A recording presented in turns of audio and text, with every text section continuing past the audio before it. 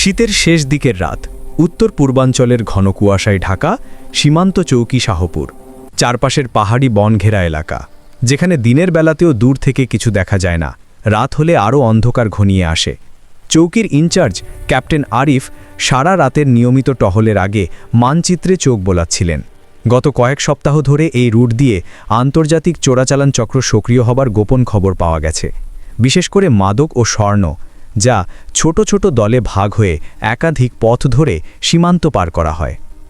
Operation ধ্রুবতারা শুরু। রাত 2টা, চাঁদহীন অন্ধকারে সেনাবাহিনীর 4টি টহল দল নীরবভাবে বেরিয়ে পড়ল। তাদের সাথে ছিল আধুনিক night vision device, silent communication radio এবং স্থানীয় ভূপ্রকৃতির ভালো ধারণা।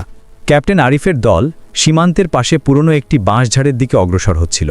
গোয়েন্দা তথ্য বলছিল চোরাচালানকারীরা এখানকার সরু খালপথ ব্যবহার করতে পারে। হঠাৎ রেডিওতে খবর এলো, স্যার, 3 o'clock-এর দিকে নড়াচড়া লক্ষ্য করা গেছে।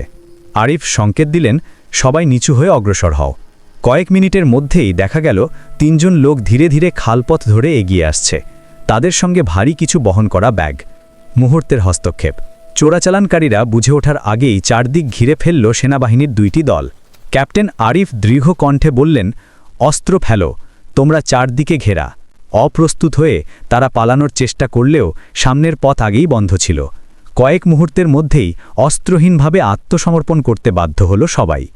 ব্যাগগুলো খুলতেই দেখা গেল বিপুল পরিমাণ স্বর্ণের বার, উচ্চ মূল্যের বিদেশি মাদক, সীমান্ত পাড়ি দেবার জন্য ব্যবহারযোগ্য বিশেষ যন্ত্রপাতি। অভিযানের সফল সমাপ্তি।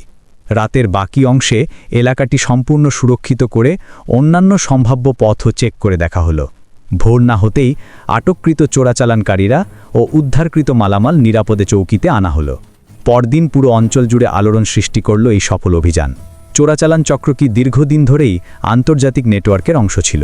সেনাবাহিনীর দ্রুত সিদ্ধান্ত ও কৌশলগত পদক্ষেপে সেই রাতেই বড় ক্ষতির হাত থেকে রক্ষা পেল দেশ। ক্যাপ্টেন আরিফের মন্তব্য, সংবাদ মাধ্যমকে তিনি শুধু একটাই কথা বলেছিলেন, আমাদের লক্ষ্য একটাই, সীমান্তকে নিরাপদ রাখা। দেশের মানুষ শান্তিতে থাকলেই আমাদের সার্থকতা।